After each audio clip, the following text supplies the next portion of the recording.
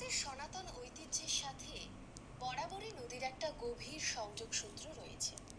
সেই প্রাচীন হরপ্পা মহেঞ্জোদারো থেকে শুরু করে বেনারস কিংবা উজ্জয়িনীর ইতিহাস পার হয়ে আমরা যখন আমাদের আধুনিক সভ্যতায় কলকাতা কিংবা অবিভক্ত ভারতবর্ষের ঢাকা শহরের কথা ভাবি, তখন প্রতিটা ক্ষেত্রেই তখন প্রতিটা ক্ষেত্রেই আমরা দেখতে পাই সেই নগর সভ্যতা পত্তনের পিছনে নদীর ভূমিকা কতটা গুরুত্বপূর্ণ। সেই নদী এই সভ্যতাকে ধারণ করে রেখেছে সেই প্রথম দিন থেকে।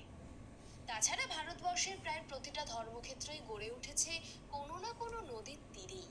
তাই একথা মানতেই হবে, নদী আমাদের কাছে পবিত্র মাতৃসম।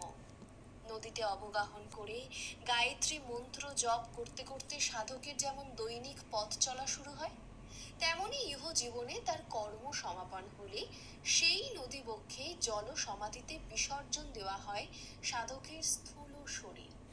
এটাই আমাদের পরম্পরা। মহাদেবের জ্যোতির্লিঙ্গেই হোক বা নারায়ণের শালগ্রাম শিলা, পুণ্য পুণ্যতোয়া নদীর পবিত্র জলসিন্ধন ব্যতীত ভগবানের পুজো সম্পূর্ণ হয় না। ঠিক যেমন পুজোর ঘট নদীর জলে পূর্ণ না হলে তাতে প্রাণ প্রতিষ্ঠা হয় না। আর এই জন্যই ভারতবর্ষের নদী শুধু জলধারা নয়, নদী আমাদের একান্ত আপন। কখনো তিনি স্নেহময়ী মা, তো কখনো পরম প্রিয় কন্যা সম। আর নদীদের মধ্যে ভাগীরথী গঙ্গার অবদান তো সর্বাগ্রে বিবেচ্য।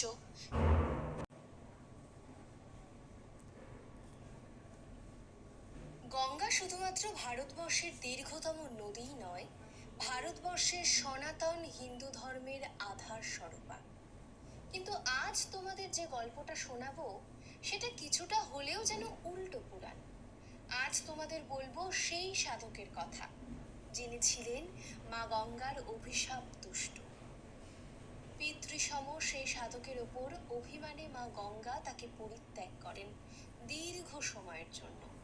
আর কিভাবে সেই সাধক সেই অভিশাপ থেকে মুক্তি পান, সেটা নিয়েই আজকের আমাদের গল্প, তৃষ্ণার্ত সাধক। এবার আসল গল্পে আসি। আজ যে সাধকের কথা বলবো, তার বয়স সঠিক কত তা কেউই জানতো না। তার বয়স সঠিক কত তার বয়স সঠিক কত তা কেউই জানতো না। তবে আনুমানিক তা 1000 বছর তো হবেই। সেই সাধকের নাম ছিল স্বামী শিবানন্দ ব্রহ্মচারী। শতাব্দীর পর শতাব্দী মহাদেবের ধ্যান করে তিনি সাধনার এমন উচ্চ পর্যায়ে পৌঁছেছিলেন যে সময়ের কালচক্রের ঊর্ধ্বে নিজেকে প্রতিষ্ঠিত করতে তিনি সক্ষম হন। মহাকালের উপাসককে স্পর্শ করতে ভয় পেত স্বয়ং কালও। এদিকে তার তপবলের কারণে দেবতারাও তাকে একসময় ভয় পেতে শুরু করেন। কাশী মন্দিরের পাশে এক ছোট্ট প্রকোষ্ঠে সারাদিন শিব নামে শিব জ্ঞানে সময় কাটতো শিবানন্দের। আর যখন তিনি তার সমাধিতে লীন হয়ে থাকতেন, তখন বাইরে থেকে সকলে দেখতে পেত এক আগুনের গোলা থেকে যেন অবিরত শিব নাম নির্গত হয়ে চলেছে।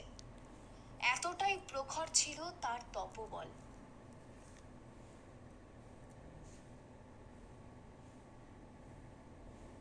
যখন তিনি তার সাধনা থেকে উঠতেন, তখন তিনি গিয়ে বসতেন গঙ্গার তীরে। আর মা গঙ্গা নিজে কন্যা রূপে এসে সেই সময় শিবানন্দ সেবা করতেন।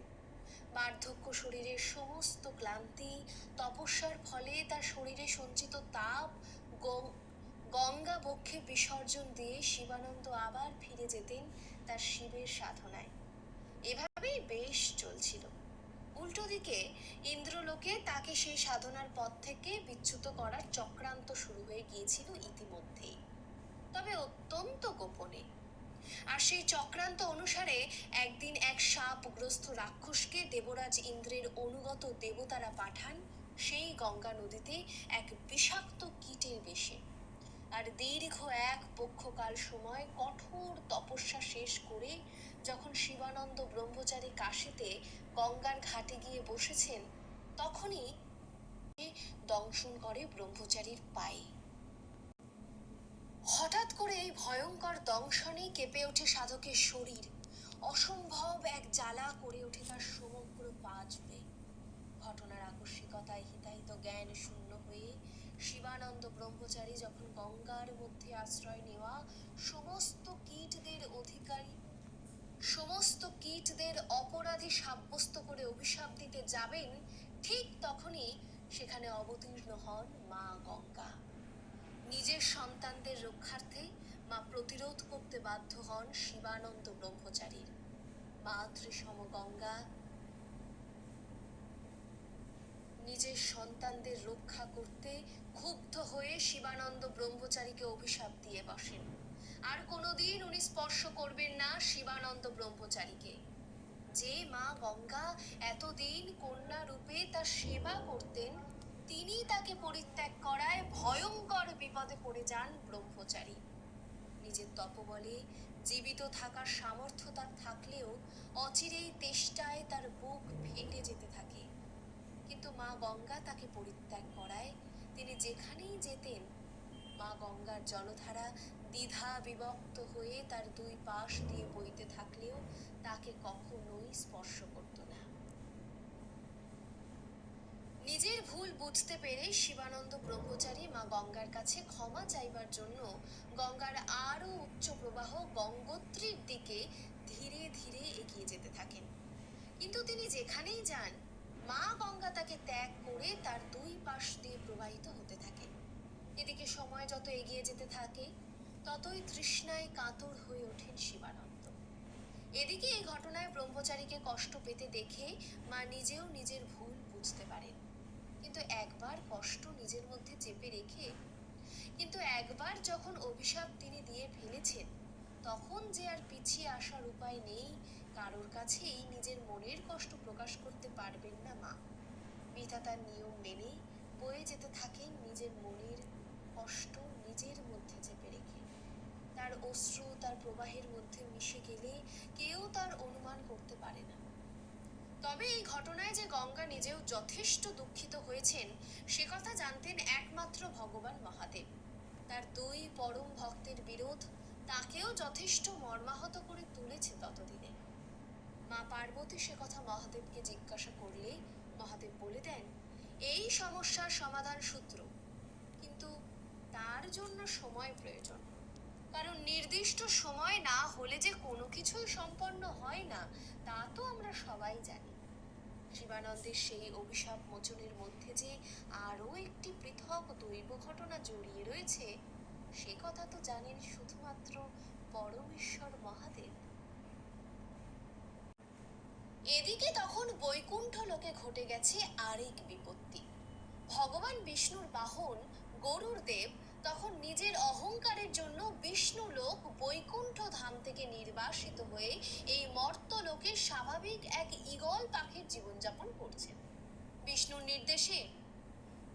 নির্দেশে 108 বছর যাবৎ চৈত্র পূর্ণিমার দিন গঙ্গোত্রী থেকে পবিত্র গঙ্গার জল সংগ্রহ করে মহাদেবের জলাভিষেক সম্পন্ন করলে তবেই গরুর দেব আবার ফিরে যেতে পারবেন বিষ্ণুলোকে। আর তার মধ্যে তখনও মাত্র 58 বছর অতিক্রান্ত হলেও বাকি আরো 50 বছরের জলাভিষেক। এদিকে পার্থিব জীবনের জড়া ততদিনে সেই ঈগলকে গ্রাস করেছে। কিন্তু কি আর উপায়, একটি একটি করে চৈত্র পূর্ণিমার দিন গরুর দেব তখন বৃদ্ধ শরীরে জলাভিষেক সম্পন্ন করে চলেছেন, আর অপেক্ষা করে চলেছেন বিষ্ণু লোকে ফিরে যাওয়ার জন্য। কিন্তু বয়সের ভারে তার শরীর তখন ক্ষীণবল। ডানার ওজন বেড়ে যাওয়ায় নিজের শরীরটাকেই একটা বোঝা মনে হতে শুরু হয়েছে সেই ঈগলের।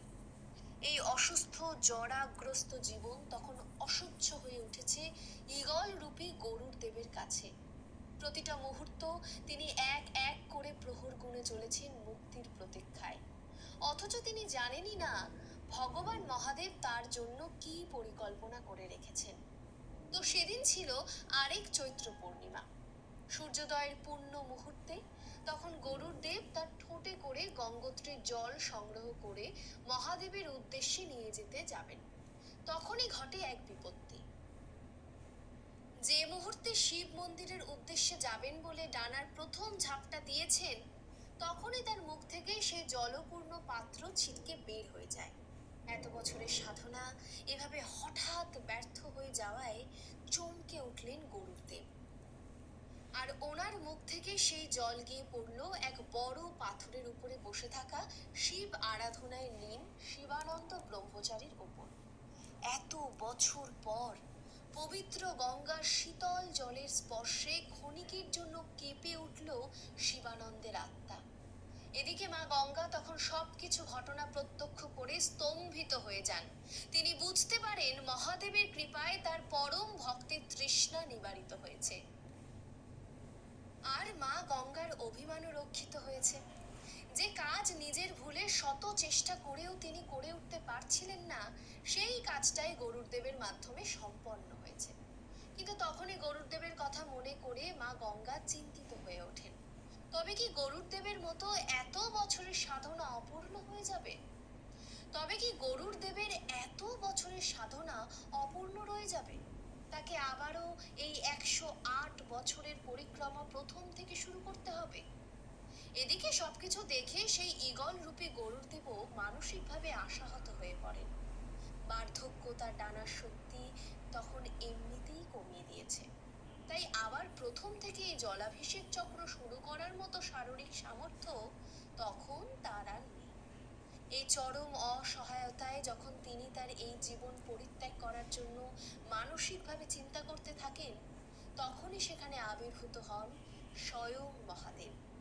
গরুড়দেবকে আশীর্বাদ করে তার এই অভিশপ্ত জীবনে তাকে মুক্তি দেন তিনি জানান, শিবানন্দ তার সাধনার মাধ্যমে নিজেকে ঈশ্বরত্বে উপনীত করেছেন, আর মহাদেবের লিঙ্গে একবার জলাভিষেক করে যে পুণ্য লাভ সম্ভব, একজন প্রকৃত শিব ভক্ত তখন তৃষ্ণার্ত থাকেন।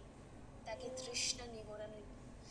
তৃষ্ণা নিবারণের জন্যই জল দান করলে 50 বার শিবলিঙ্গে জলাভিষেকের পুণ্য লাভ করা যায়। আর যে জন্য এই ঘটনায় গরুড়দেবের সাধনা সেই মুহূর্তেই সম্পন্ন হয়েছে, শিবানন্দের শরীরে জলস্পর্শ ঘটিয়ে তার তৃষ্ণা নিবারণ করার মাধ্যমে গরুড়দেব 50 বার জলাভিষেকের পুণ্য ফল একেবারেই লাভ করেছেন। তাই গরুড়দেবের মুক্তি লাভের সময় হয়ে গেছে। সেই মুহূর্তে তিনি বৈকুণ্ঠ ধামে ফিরে যেতে পারেন। মহাদেবের আশীর্বাদ পেয়ে গরুড়দেব তাকে শত শতবার প্রণাম জানিয়ে নিজের কৃতজ্ঞতা প্রকাশ করেন। তারপর মহাদেবের আর মা গঙ্গার আশীর্বাদ নিয়ে ফিরে যান বৈকুণ্ঠ লোকে। আর এই ঘটনায় মা গঙ্গার শিবানন্দ ব্রহ্মচারীর ওপর অভিমান সম্পূর্ণ ভেঙে পড়ে। তারপর আরো বহু বছর শিবানন্দ মহারাজ গঙ্গা বক্ষে আবক্ষ নিমজ্জিত হয়ে মা গঙ্গা আর মহাদেবের আরাধনা করেন এবং আগের মতোই মা গঙ্গা কন্যা রূপে শিবানন্দ ব্রহ্মচারীর সেবা করে তার সাধনা সম্পূর্ণ করেন। অবশেষে জীবনের অন্তিম পর্যায়ে শিবানন্দ ফিরে যান শিবলোকে। এভাবেই সম্পন্ন হয় এক মহান সাধকের শিব ভক্তির এক অনন্য গাথা। সবাই একবার বলে যান, হর হর মহাদেব। আর গল্পটা আপনাদের কেমন লাগলো কমেন্ট বক্সে জানাতে ভুলবেন না কিন্তু। যদি গল্পটা আপনাদের ভালো লাগে তবে অবশ্যই কমেন্ট বক্সে লিখুন হর হর মহাদেব।